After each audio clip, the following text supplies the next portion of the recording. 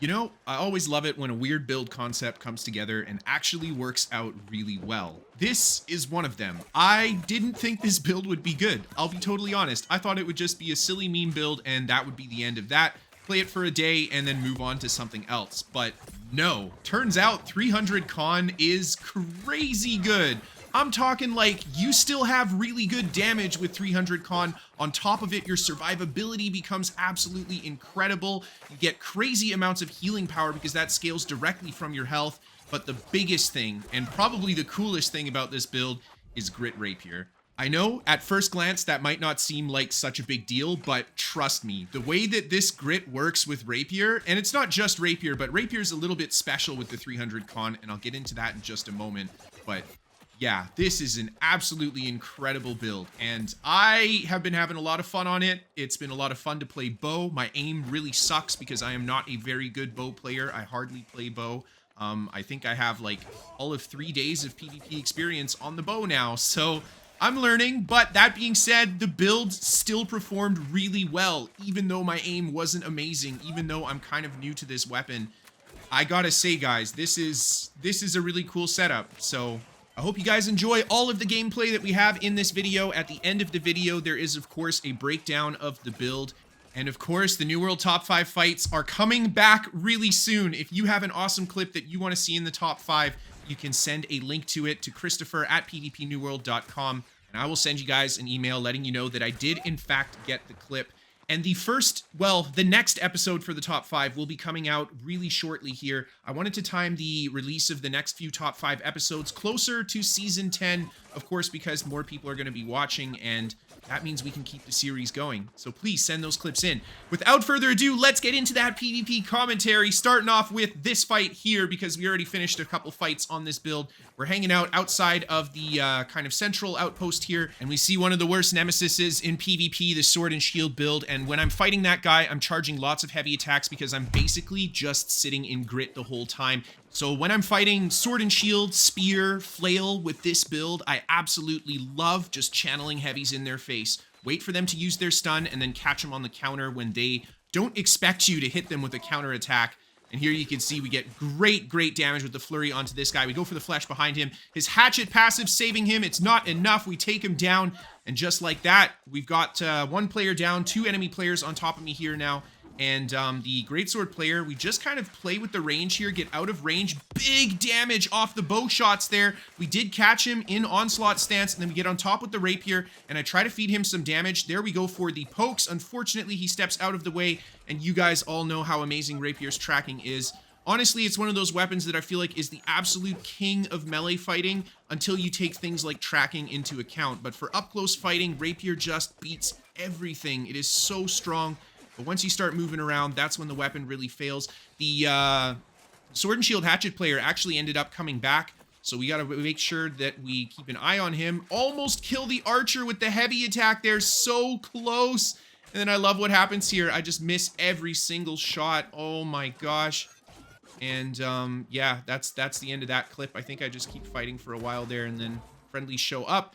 Moving on to the next fight here, hanging out at the enemy outpost. One thing that you guys will notice about this build and about these clips is the combination of the mobility, the healing power, the high health pool, so we can actively keep using our heals over time as often as possible. This has made the build just so tanky, and it can take on so many more opponents than I'm used to. I mean, look at these clips here. When we get dropped to like 10k health, that normally would be at critical health with any of my other setups that I play, but with this one, we're just at half health. It's not even that big of a deal. Most things are not going to be able to combo us out at that health still. And oh my god, we pick up the kill with the AoE off the bow, and then I get in a really long fight with this Great Axe and Great Sword player. As you can see, he's got grit on the light and heavies too, but he's in medium armor.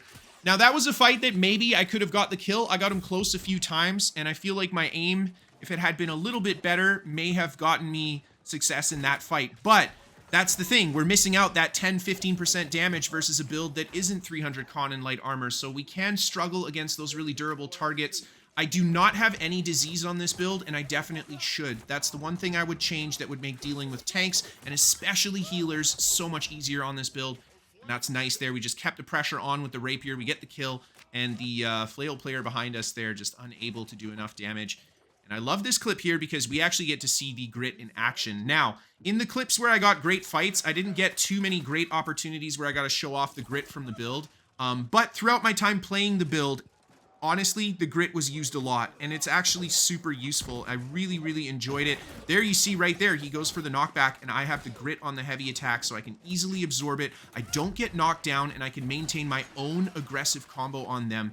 And these guys here, they, you know, I gotta say, when you do that kind of stuff to someone, when the unexpected happens or the expected reaction does not happen, people tend to just freeze for a moment, and that gives you a big opportunity to just get some damage in, get a good combo. There you can see, again, we just get crazy damage on that guy. Just making sure to rotate around him with the Rapier, and yeah, in the shootout, like just one-on-one, if we're just trying to out-DPS each other, this build tends to win most of the matchups as well. And it's because of that huge hit point pool, that heal over time that it constantly has with the 2 potions we have. And of course, shirking heals. I mean, we got a 2.5k shirking heals. I can't even say enough about this build. We're like, what, 5 minutes, 6 minutes into the commentary, and I'm still raving about how amazing this build is. Okay, I think this is the final clip of this video today. And again, we're hanging out in Outpost Rush. We head to the enemy spawn. I jump on top of the low health player. We quickly kill him, and then I jump on top of these 2 here. Just try to get some damage in with my Rapier. Now, I like this clip because it's kind of silly. Just look at how I'm fighting in this group of players. Just, I don't know, you know, when you look at this from the outside, it looks like my build is kind of overpowered. Like, these guys don't do as much damage as I do. They don't have as much healing as I do. And just in this open field engagement where I'm just getting fried by the fire staves, they cannot do enough damage to actually take me down. And I'm doing enough damage that I'm slowly but surely whittling their team down. Yeah, I don't even know what to say. Like, this is just craziness, and I don't even know. What do you even say to this? What do you even say to this fucking build? What do you, like, this is just so stupid at this point. Like, these guys aren't gonna kill me. We all know that. This clip's in the video because they're not gonna kill me, and I'm just gonna keep fighting them, and they're just gonna keep sending guys. I'm gonna keep doing crazy damage to them. They're gonna retreat, they're gonna die, they're gonna run away, whatever it has to be. But I'm gonna come out on top, and that's because this build is so fucking amazing that I don't have any other words to describe it. You can't commentate a build like this because it's so damn good. I mean, just look. We walk easily away from all of them, sit behind here, quickly get some heals up. Oh my god, I feel like I've completely gone off script for this video. This is like, God, I love this build. Look, they come around the corner. Here we go. We're gonna throw down the big AoE on top of everybody. Go for the pokes off the Rapier. One goes down. The second one, very low health. We hit him with the ultimate. We go right away on the Rapier and just absolutely noodle on Rapier tracking. Oh my god, he should have died twice there, but that's okay. We just stay on top of him with the bow. The third player ends up running away. He saw somebody go down. He says, fuck that. I ain't having none of it. He goes back home. And then I just keep the pressure on this guy. He catches me with the riposte. How dare you? Just keep on attacking him. Switch to the bow. Try to get a few shots in. Miss all my shots. You guys know it's me. I'm going to miss every shot. Well, at least 90%. Miss that shot as well. Miss the next shot. Come back around the corner. Pull the Rapier out. Now I mean business. And this guy's going to try to Rapier fight me up close with no health. That's a terrible idea. We just quickly take him down. That guy was kind of running a weird, like, medium armor Rapier setup. So we did manage to just beat him with the fight eventually. And then we get on top of this archer here who came back to reinforce. I think we had just got the kill on him too. And as soon as the other guy goes down, he ends up retreating. I'm going to follow him back to the gate here. And here's the other guy that we had just fought. He comes back. That's fine. Let's fight him again. They're shooting their arrows at me. I'm just trying to shoot them again. This is, you know what, guys? I don't know how to aim the bow. I'm just going to say it. I really don't know how to aim the bow. I don't know where the arrows are going. I don't know the timing well, and it really shows. But this build still wins the fights because it is so damn OP. That's all I have to say.